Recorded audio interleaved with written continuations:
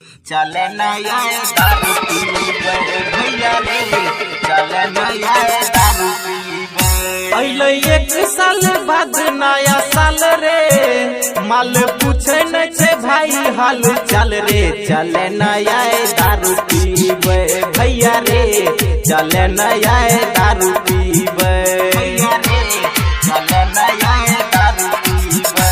भूल जइबै तू मलवकर हम गाल रे, हम पटा लेबै भाई नया माल रे। चल नया दारू पीबे भैया रे, चल नया दारू पीबे भाई रे, चल नया बियर पीबे।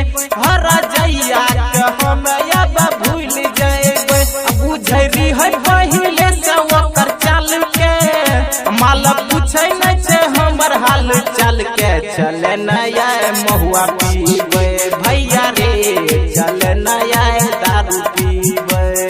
DJ Kabir, DJ Kabir, DJ Kabir,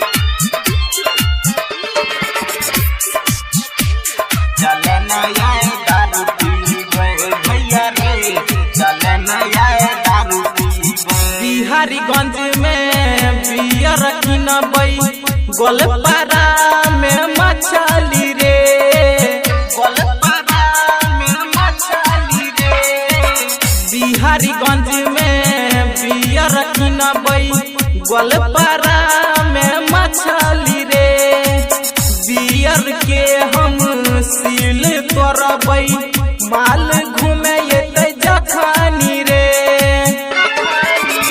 माल बनी गेलै एतना कमीना, धोखा देलकै न ये साल दीना। चले नया दारू पीबे भैया रे, चले नया बियर पीबे। आओ अभी सुन रहे हैं कबीर म्यूजिक की शानदार प्रस्तुति। चले नया दारू पीबे भैया रे, चले नया दारू पीबे। बचपन से ऊ हमारे साथ भेलै, खेल कूद के जवान रे, खेल कूद के जवान रे। बचपन से ऊ हमारे साथ भेलै, खेल कूद के जवान रे। मांगलियै एगो चुमा, कहलकै छियै अभी नादान रे।